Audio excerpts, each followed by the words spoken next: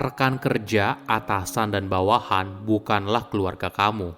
Bedakan dan buat batasan antara pekerjaan dan kehidupan pribadi. Halo semuanya, nama saya Michael. Selamat datang di channel saya, Sikutu Buku.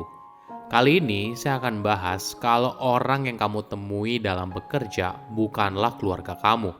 Ini merupakan rangkuman dari video TED Talk Gloria Chanpacker yang berjudul Work is not your family dan diolah dari berbagai sumber.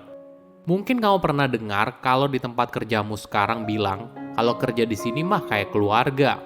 Nah, di zaman sekarang ungkapan seperti itu justru dianggap sebagai red flag.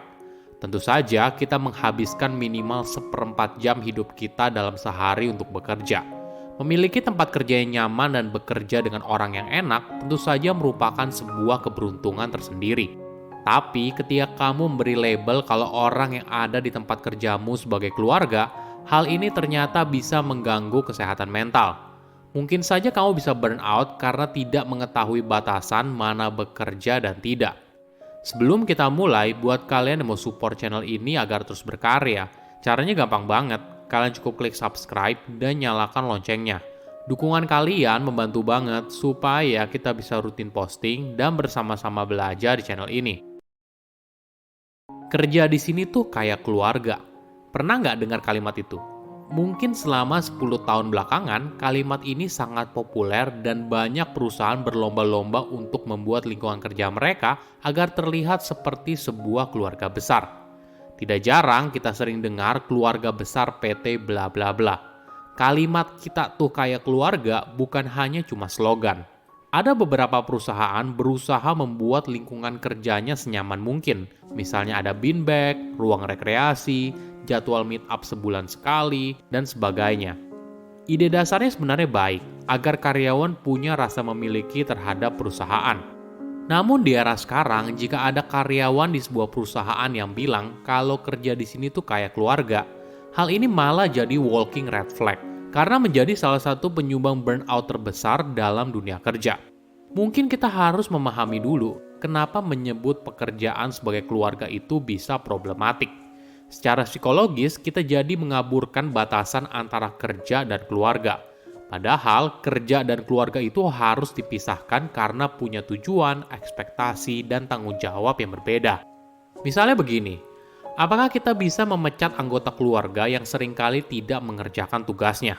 Tentu saja tidak kan? Beda dengan ketika kamu di tempat kerja. Kamu punya target yang harus dicapai, ekspektasi yang harus dipenuhi, dan perilaku yang diharapkan. Inilah yang harus kita pahami. Di era sekarang, mungkin kamu sering dengar kata boundaries atau batasan. Ya mungkin ini merupakan terminologi baru, di mana sepanjang hidup kita sebelumnya, kita belum memahami apa sih maksud dari kata tersebut. Oke, jadi batasan itu adalah kemampuan kita untuk mengidentifikasi, mengkomunikasikan, dan mengambil tindakan untuk memenuhi kebutuhan kita. Sederhananya gini, kamu bisa bilang kalau saya butuh makan, saya butuh istirahat, saya butuh ruang untuk sendiri sekarang. Namun sayangnya, sepanjang hidup kita belajar kalau menunda atau mengorbankan kepentingan pribadi demi orang lain merupakan hal yang baik. Alhasil, ketika kita dengar kalimat kita tuh kayak keluarga, otak kita langsung masuk ke dalam mode bersedia memberikan segalanya. Kita mengorbankan batasan pribadi, waktu, hubungan kita dengan orang lain, dan sebagainya. Gloria bercerita pengalamannya sendiri. Sebelum menjadi pengusaha di industri mental wellness, pekerjaan dia jauh dari kata tersebut. Gloria memulai karirnya sebagai konsultan manajemen dan teknologi selama hampir 10 tahun. Buat yang belum tahu, bekerja sebagai konsultan itu tidak mudah dan butuh jam kerja yang panjang. Sebagai gambaran, Gloria seringkali bekerja 80 hingga 100 jam seminggu atau setara dengan 16 hingga 20 jam sehari. Di sisi lain, dia masih ingin mempertahankan kehidupan pribadinya, menjadi sukarelawan, pergi nge-gym, ketemuan dengan teman, dan sebagainya. Mungkin jika kita lihat sekilas, hidup Gloria luar biasa dan sempurna. Punya karir yang bagus, tapi di sisi lain masih juga punya kehidupan pribadi. Namun ada yang luput dilihat, yaitu semua ini membuat tubuhnya sangat lelah hingga akhirnya burnout. Pada tahun 2017, Gloria mulai mengalami sakit kepala yang akut. Selama berbulan-bulan tidak sembuh, tidak peduli seberapa banyak obat dan perawatan yang dilakukan, Gloria akhirnya memutuskan untuk mengambil cuti dari tempat kerja. Momen itu membuat dirinya sangat sedih, karena bagi dia pekerjaan adalah segalanya. Namun kejadian ini memberikan pelajaran berharga. Kejadian ini membuatnya berhenti sejenak untuk mulai memahami kesehatan mentalnya dan mulai bisa melihat dengan jelas mana perilaku yang sehat atau perilaku yang bisa mendorong dia untuk burnout.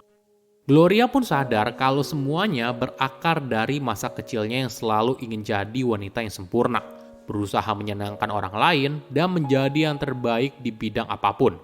Semua ini dijalankannya terus-menerus hingga menjadi sebuah kebiasaan yang berakhir fatal pada kesehatan mentalnya. Oke, mungkin sekarang kita bertanya, ketika kita bicara soal burnout di tempat kerja, bukannya lingkungan kerja dan perusahaan harus bertanggung jawab. Memang betul, ada tempat kerja dan industri tertentu yang punya jam kerja yang panjang. Tapi jangan lupa, diri kita sendiri juga punya peran yang besar. Kenapa? Jika kita punya tendensi untuk overwork atau tidak punya batasan antara bekerja dan kehidupan pribadi, maka kerja dimanapun akan sama saja. Kita akan mengulang pola yang sama terus-menerus. Jadi, apa yang bisa kita lakukan? Pertama, buat kejelasan. Tentunya ada tempat kerja yang nyaman dan membuat kita jadi ingin bilang kalau kerja di sini tuh kayak keluarga. Namun coba gunakan kalimat lain yang lebih jelas.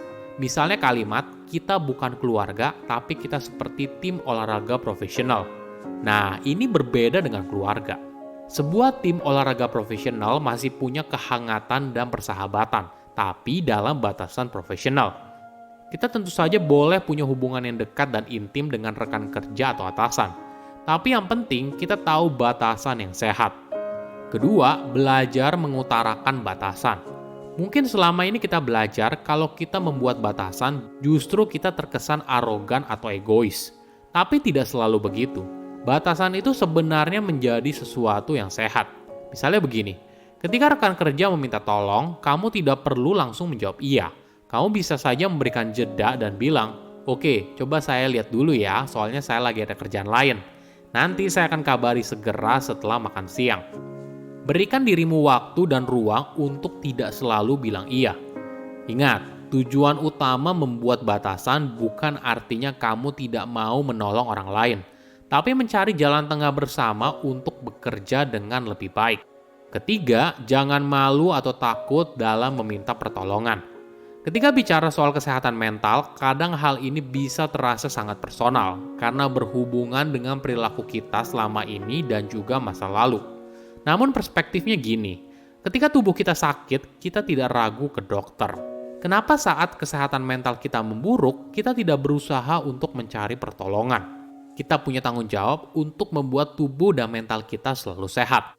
Silakan komen di kolom komentar pelajaran apa yang kalian dapat ketika tahu informasi ini. Selain itu, komen juga mau tahu informasi apa lagi yang saya review di video berikutnya.